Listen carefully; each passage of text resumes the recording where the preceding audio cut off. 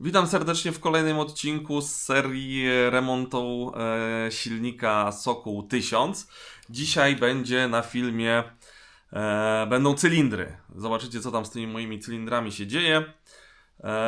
Coraz więcej teraz będzie tych odcinków, bo naprawdę grubo remont leci. Tam kolega w warsztacie naprawdę masę pracy i masę serca wkłada w przywrócenie do życia tego największego, dla mnie takiego najbardziej kultowego polskiego motocykla.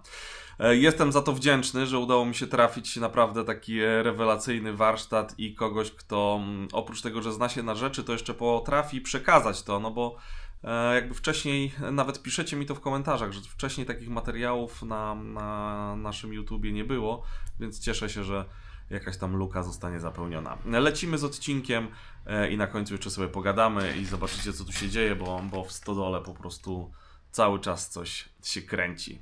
Lecimy. Cześć Marcin, kolejną operacją, którą musieliśmy wykonać, było frezowanie podstaw cylindrów razem z obróbką cylindrów od strony zewnętrznej. Dlaczego? Nie jest to standardowa operacja, natomiast tutaj ją trzeba było przeprowadzić z uwagi na to, że te tuleje były zdeformowane, bo mówiąc potocznie, było tutaj jajo po wciskaniu przez kogoś kiedyś, dawno temu, tych tulei cylindrowych, które tutaj były już osadzane. A to też była przyczyna tych pęknięć, jak już widzieliśmy wcześniej na górze. No po prostu były za ciasno dopasowane, tak mi się wydaje.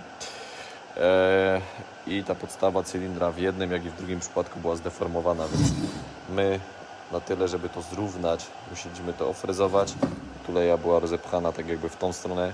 Tu było pęknięcie na tej starej części tulei, takie nieznaczne, ale zdecydowaliśmy to po prostu wyfrezować delikatnie, żeby nie miało tendencji do pękania dalszego. Ta część cylindra tutaj w ogóle nie pracuje, więc w niczym to nie przeszkadza. Natomiast no tak, podstawy są też wyfrezowane, żeby były idealnie prostopadle do góry w tym momencie, do podstawy cylindra. A były ofrezowane dlatego, że też tu było obśrubokrętowane, obniszczone. Ktoś tutaj gdzieś tam podważając te cylindry kiedyś przy demontażu narobił takich odgniotów nieładnych i żebyśmy mieli po prostu pewność, że jest to idealnie prostopadle, że ta powierzchnia jest płaska, no to sobie to ofrezowaliśmy w ten sposób. No i tyle. Teraz wiemy, że te cylindry są okrągłe, podstawy są wyrównane, żebyśmy tu też mieli dobrą powierzchnię pod uszczelki, tak, do magistrali olejowej, tak z przodu jak i z tyłu, więc jest to obrobione. No i teraz będziemy próbnie składali ten silnik bez pierścieni, czyli zakładamy same tłoki, zakładamy cylindry, składamy to tymczasowo i będziemy weryfikowali jak się to obraca, mówiąc potocznie. No, cześć Marcin, mamy próbnie złożony silnik. To co teraz robimy to weryfikacja prostopadłości, czy tam geometrii układu korbowo-tłokowego po zmontowaniu cylindrów próbnie. Są one dokręcone w tej chwili już z właściwą siłą montażową. No i tłoki oczywiście bez pierścieni. Weryfikujemy jak się to kręci. No, kręci się tak, że obracam tutaj w palcach bez najmniejszego problemu tym silnikiem w jedną, w drugą stronę, więc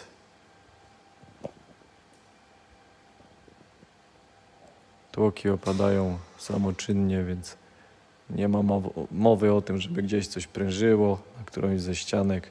To jest już taki tylko test organoleptyczny potwierdzający wszystkie wcześniejsze operacje, że mamy tutaj prostopadłość zachowaną, że ten silnik będzie się kręcił i będzie jechał bez oporów własnych, co jest ważne, prawda? Więc no tyle.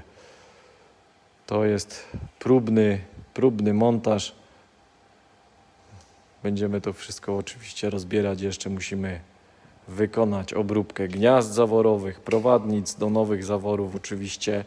No i praktycznie to będzie ostatnia operacja, jeżeli chodzi o zawory. To będzie to ostatnia operacja, jeżeli chodzi o sam silnik. No jeszcze pompa, tam są też problemy, pompa oleju, natomiast no to pompę zakładamy na sam koniec, więc skupiając się na samym bloku, jak gdyby na słupku, no to tak, to tutaj już operacji więcej nie będzie.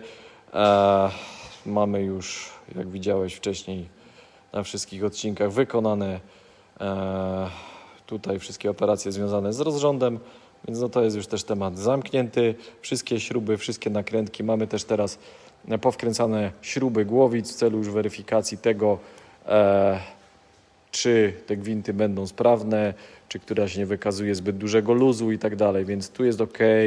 No, większość z tych oryginalnych śrub uda się zachować.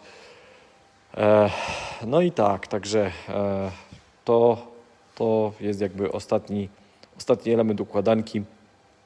Później będziemy sobie jeszcze regulowali poprzez grubość już podkładek pod cylindry, uszczelek pod cylindrami, wysuw tłoka, tak, czyli ile jest od GMP do krawędzi cylindra, żeby było jednakowo, no wiadomo i tak dalej.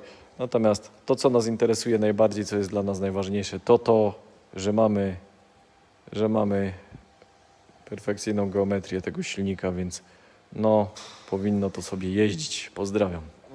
Mamy obrobione te cylindry wyhonowane, które wczoraj honowałem. Czekamy na zawory. One będą w przyszłym tygodniu, więc mamy tu już, wiesz, wczoraj było rzeźbienie, mamy te prowadnice, widzisz, w środku wyrównane. Ja będę już finalnie te ostatnie 200 to już jechał pod pilota, tak żeby to było no idealnie pod obróbkę gniazd, więc to już też czeka. Zostają tylko praktycznie do obróbki gniazda zaworowe. No tylko to. I pompa. I w pompie jest problem, ale to będziemy się zastanawiać, jak ten problem rozwiązać. Mamy tą pompę, ja to później zrobię film z tego. Mamy tą pompę obrobioną tutaj, gdzie to było obgryzione.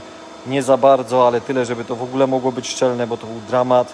No i ta strona, co była poniszczona, też jest zrobiona powierzchnia na frezarce, że to jest płaskie. Tej nie ruszaliśmy, bo jest zachowana idealnie, więc nie ma sensu. No i okej, nie? Natomiast na kulki to wiadomo, już mówiłem, sprężynki, dupinki. Mamy też zrobioną tą śrubę mimośrodową do regulacji tutaj przerwy i to wszystko działa, więc tu nie ma co szukać wrażeń, to się potem skróci i spoko. I aparat będzie, natomiast ten element z pompy jest dla mnie zniszczony. Słaby jest, bo ktoś tutaj ten tłoczek ciśnieniowy jakby, nie wiem, czy go pilnikiem obrabiał.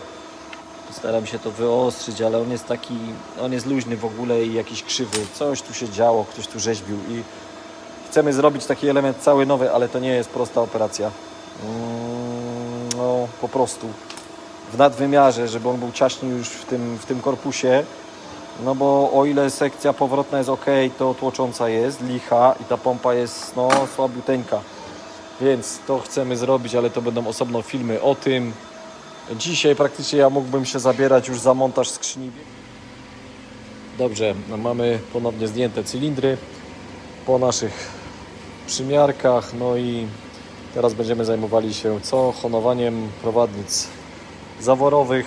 Mamy tutaj, wiadomo, specjalną głowiczkę przeznaczoną do honowania prowadnic zaworowych. Mamy dobranego pilota i osełkę, wiadomo, pod naszą tutaj średnicę. No i będziemy honowali prowadnicę w celu, wiadomo, ich zrównania, wygładzenia w środku pod wymiar nowych zaworów, które przyjdą lada chwila. Będziemy to musieli zrobić tak, żeby, wiadomo, dostosować później pilota do wytaczarki gniazd zaworowych, czyli pilota, który będzie tutaj używany jako prowadzenie do obróbki gniazd zaworowych, jak to się standardowo odbywa, więc no tak. Teraz pierwszą operacją do regeneracji zaworów jest właśnie wyrównanie prowadnic zaworowych poprzez honowanie. No i tyle. Będzie trochę zabawy, bo to taka żmudna i powolna praca. Trzeba być delikatnym, bardzo łatwo jest tutaj zepsuć narzędzie, więc no tak. Później sobie pomierzymy to ładnie wszystko średnicówką, czy nie ma stożków i owalizacji. No i tak, no i to będzie jakiś następny krok, następny element w całej tej układance. Pozdrawiam. Dobrze, co się dzieje? Mamy kolejną operację zakończoną, czyli honowanie, jak już mówiłem wcześniej, prowadnic zaworowych pod wymiar naszego pilota, czyli przyrządu, który będzie stabilizował nam nóż na wytaczarce do gniazd zaworowych, głowiczkę całą, tak? Czyli mamy już wyhonowane te prowadniczki ładnie pod tego pilota, czyli wiemy, że wszystkie mają dokładnie ten sam wymiar.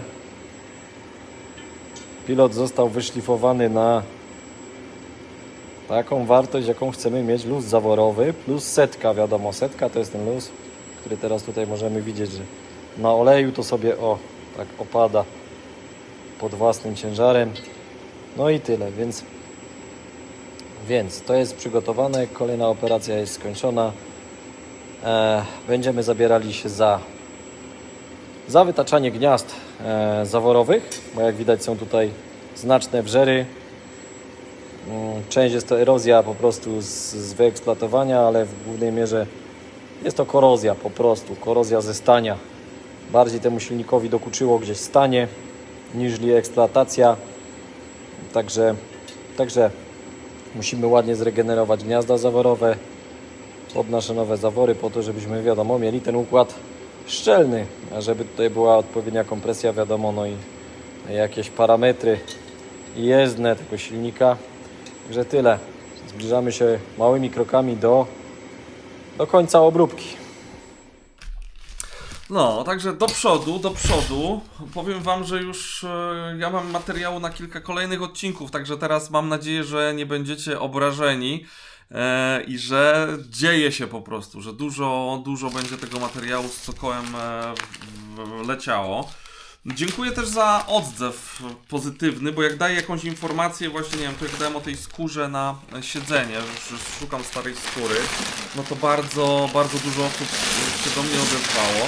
Dostałem też różnej maści skóry i tutaj jest kolejna paczka ze skórą taką starą i to taki duży fajny kawał jest tej skóry. Czekajcie, otworzymy to sobie. O matko, ta to jest grubaśna. Tylko nie wiem, czy nie jest za twarda, trzeba by ją czymś chyba nasmarować jeszcze. Ekstra. No, to już chyba byłoby ok, tylko na pewno trzeba coś tutaj, czymś to, jakieś wazeliny użyć.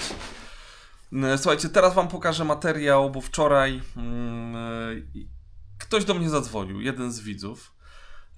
I zainteresował go motocykl z jakichś tam starszych filmów, które gdzieś pokazywałem. Miałem takiego Heritage'a fajnego. No i wczoraj około godziny 21 miałem gościa. No i ten motocykl wyjechał, także zapraszam teraz na ten materiał. Bogatszy klient zajechał Heritage'em. O. I co? Jeździ? Myłem go. Dzień dobry. Cześć. Cześć. Kumysy to lepiej wygląda od razu. No, Zarejestrowałem się do tego doktora twojego na czwartek. tak. Naprawdę... Patrzymy, bo kolega przyjechał i prawdopodobnie nasz Heritage, słuchajcie, zmieni właściciela i pojedzie do Warszawy, ale może się teraz obrazić i powie, że na przykład nie odpali. Sprawdzimy. My tu żeśmy wcześniej patrzyli, że jest fajny przebieg. 19,666. Tu mamy zapłon. One się, wiesz, paliwko się, widzisz, napompowało. On jest na wtrysku już? Tu jest na wtrysku, tak. Czyli tu nie ma też kranika, nie trzeba odkręcać, nie trzeba nic pompować, nie trzeba ssania. Zobacz, on jest zimny. Nic nie było, wiesz, pierwszego kopa. A już myślałem, że nie odpali może. Ale czemu on ma tutaj? Nie ma tego? Jest jedno spalone.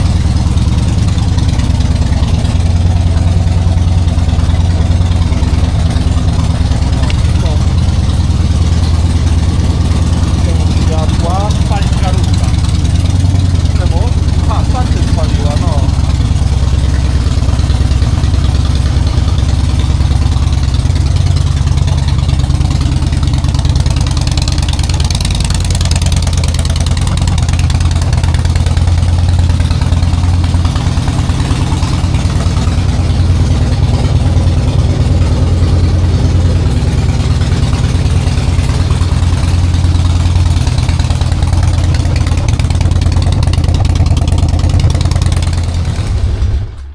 wiesz chłopaki, ja to jestem złym kupującym, bo jestem najarany jak dziwne żołędzie On jest głośny, można mu tu, wiesz, DB killery wsadzić, żeby go trochę wyciszyć, ale ja lubię, bo wtedy się wszyscy rozjeżdżają na boki, jak się jedzie gdzieś między... To kolega ma też, ja nie mam jeszcze tych nask i ma tłumiki oryginalne do Aha. niego.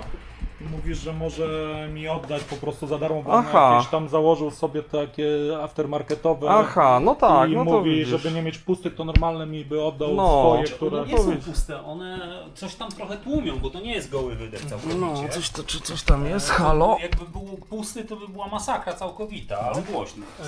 Powiedzcie mi... Jak będzie spuszczał olej, żeby odczepił tutaj, tu jest to, nie? To wychodzi, jak się śrubokrętem podważy.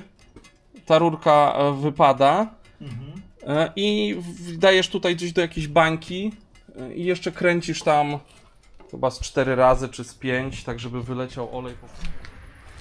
Ale fajna przyczepa, no.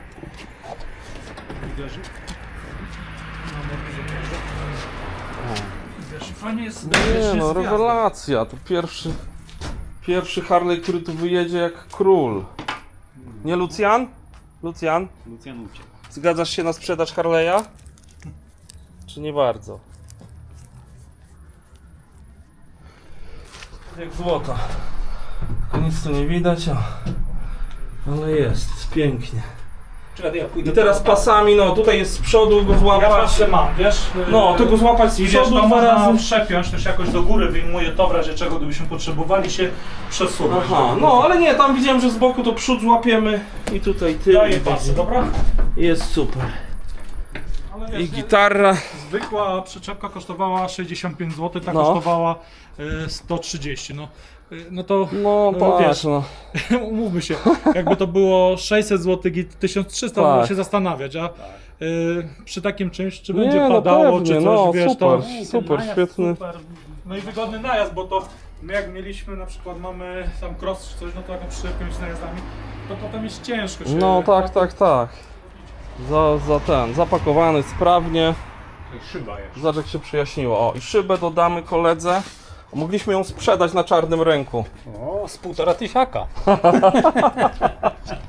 No, tym policyjnym jeszcze musimy film zrobić też właśnie z jakiejś jazdy. Duży. Rzadka sprawa, bo nie jest ogołocony z tych wszystkich akcesoriów policyjnych. Tak? No. To często są bez syren. Też bez do jakiejś świateł. kolekcji by się nadawał, Właśnie, żeby poszedł, nie? Ten kolega, co to kondorem polecił, mój Piotrek, a ty wiesz, że doczytał gdzieś, że ma takie te choboki, wiecie, skórzane po bokach na jakieś tam przewożenie rzeczy, że to takie choboki, które są tak specjalnie uszyte, że jak zdejmie z motocykla, to można je przerzucić na osła, bo on to już sprawdził, aha. że Jak w się armii zepsuje szwajcarskiej, nie, jak wiedziesz, bo to był motocykl przeznaczony do jednostek górskich w Alpach. I jest Aha. obniżonym środkiem ciężkości, do bredzenia w wodzie jest tam po kolana zrobiony, ma po to reduktor, żeby, no ma 8 biegów ten motocykl, Aha. więc wiesz, i na reduktorze to po prostu puszcza sprzęgło i cię zrzuca, bo taką ma przełożenie mocy, co nie tak w samochodach terenowych, prawda? I właśnie z tymi osłami mnie mówi, że wiesz, że są te choboki, że zdejmuje, że on ma pasować na grzbiet osła, żeby wygodnie było przetransportować, gdybyś nie mógł dalej motorem jechać. I mówi, normalnie do tej pory mówi we Włoszech i w armii austriackiej są osły na wyposażeniu jakby wojska w tych walpach. Nieźle, No on takie ciekawostki lubi, więc no, sam jest zbieraczem, szukaczem, takim wiesz, ma no. tam jakieś... Tam gdzie mieszkam, bo to okolica na dole. Słuchajcie, Harley idzie do nowego właściciela, umowa podpisana, wszystko dogadane, a tu rozmawiamy, bo kolega ma ze Szwajcarii fajny stary motocykl, nie? No, Condora jest bardzo rzadki model, jeżeli chodzi o Polskę, bo z tego co z kolegą, który też takiego nabył, sprawdził, że w Polsce prawdopodobnie jest około 15 sztuk, które działają i jeżdżą. W Szwajcarii jest grupa pasjonatów tych motocykli, którzy zajmują się ich odbudową. Motocykl był zastosowaniem dla wojska. Dzięki temu chyba przetrwały te motocykle w takim stanie, jakim nam udało się je kupić, a na rynku szwajcarskim jest firma, która wykupiła stany magazynowe z wojska i te stany posiada, ma katalogi części, można prawie że nowy taki motocykl w obecnych czasach złożyć.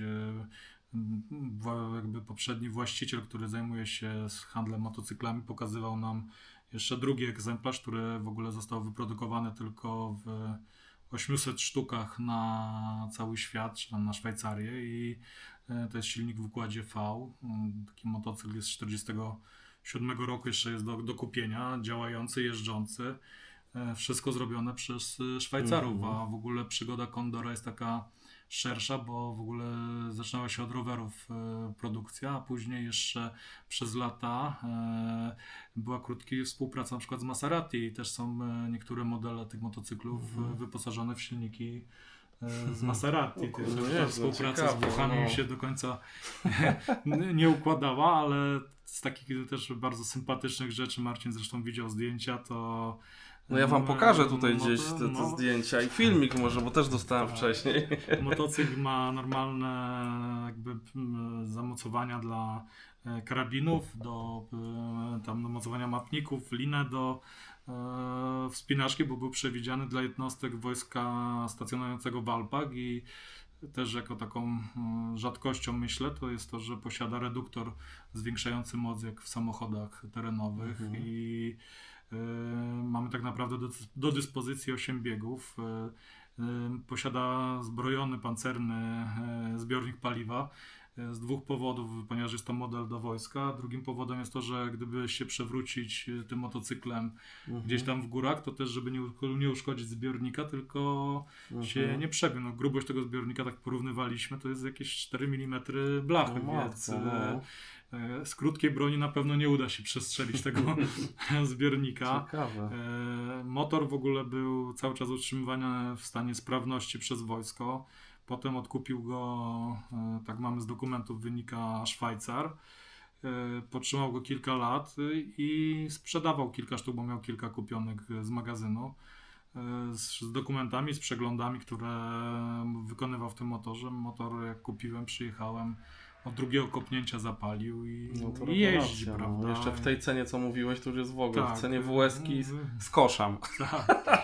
Motocykl, który z lat 50., bo jest 51 rocznik, jest bokserem z dolnozaworowym, z zaworami, które są w oparciu na samoregulaczach, które ciśnieniowo olejem się regulują, więc porównując naszą motoryzację, no to jest jakby przeskok kilku pokoleń, można powiedzieć, motoryzacji, która wchodziła do nas dopiero z tym i no, coś niesamowitego, przynajmniej dla mnie. Ale też fajnie, że jakiś Szwajcar pomyślał i wykupił całe te stoki magazynowe. Przecież u nas to, wiesz, WS-ki czy coś, to wszystko szło na skupy złomu i tam ludzie gdzieś to sobie... No tak, tutaj to może było takim, wiecie, zaletą to, że ten motor był głównie przewidziany do wojska i jak dowiedział się, że jest możliwość odkupienia iluś tam takich motocykli i odkupienia tych stoków magazynowych, to wyczuł w tym interes, bo firma jest oparta tylko na tym i na cały świat jakby do poszczególnych modeli posprzedaje części. No jak to Szwajcarzy, oni mają wszystko poukładane, są katalogi, można sobie prawie jak do nowego motocykla zamówić numerem katalogowym część, bo tak się to odbywa, że nie mają sklepu fizycznego z tego co mi wiadomo, tylko wszystko się odbywa przez internet. Udostępnili katalogi części i można sobie znaleźć swoją część motocykla. Mało tego, też można porównać, jak one się zmieniały na przestrzeni czasu i to wyposażenie w nich, jakie tam do nich było stosowane i to wszystko można sobie przeanalizować, a jak ja patrzyłem na forach różnego typu i na YouTubie, to w kilku miejscach odnalazłem, jak się wpisze Condor A580 pisane przez C, to można odnaleźć, że i są filmy z muzeów i od kolekcjonerów. Bardzo ciekawy w ogóle motocykl. Motocykl z lat 50. Uciekła mi nazwa BMW modelu, który był stosowany z tamtych czas do wojska w Niemczech.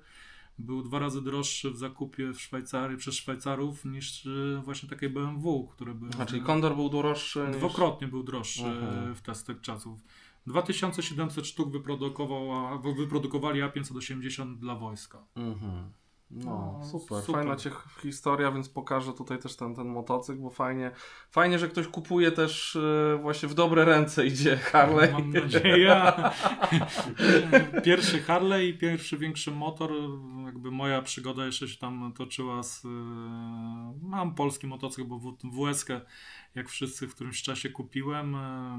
Marzenie z dzieciństwa Simpsona, którego raz odrestaurowałem, a teraz w zeszłym roku przez Hylo też Piotra Super, zresztą człowieka, którego polecam kanał, również jeżeli mogę to powiedzieć Pewnie, tutaj u Ciebie, pewnie. Marcin, to zrobił mi odbudowę takiego Simpsona i muszę powiedzieć, że no, jestem pod dużym wrażeniem i tak też do Marcina trafiłem, bo oglądam jego kanał i zainteresował mnie trochę swoją pasją i Kupiłeś stary motocykl. I tak kupiłem stary motocykl, a stwierdziłem, że tak mi się podoba ten stary, że muszę mieć coś bardziej współczesnego, ale też wyjątkowego, co będzie, na czym będę mógł jeździć w dłuższe też drogi No, i trasy. fajnie. Ale fajnie, bardzo się cieszę. Uważam, że to, co tutaj robicie wspólnie z kolegą i z kolegami, bo to macie grupę całą osób, to no coś fajnego, że ktoś dba o tą jakąś taką kulturę motoryzacyjną z epoki, ale też pokazuje takie inne sprzęty, które można gdzieś znaleźć, zobaczyć. Wiecie, wiele osób z nas gdzieś ma jakieś różne garaże po dziadkach, babciach. Nawet nie wiem, jakie często tam skarby leżą i jakie te skarby się niszczą i właśnie to jak z tym Kondorem, że ktoś właśnie przejął to w dobre ręce i nie pozwolił, żeby jakiś taki ząb historii wypadł i się zepsuł, tylko dał w dobre ręce, ludzie znaleźli jakby w tym zainteresowanie i myślę, że ta historia dalej z nami przetrwa, no przynajmniej u mnie planuję przez kilkanaście lat, które mi zostało z niego trzymać, bo nie kupiłem go jako taką inwestycję przejściową, tylko coś Fajnie, taką kawałek fajnie, historii, bo wiecie, no cóż, no pralkę, telewizor, kanapę zawsze można teraz kupić, bo to produkuje się na pęczki, ale historii nie Tych kupimy. starych motocykli jest coraz mniej. No. Dokładnie, więc no tutaj fajnie.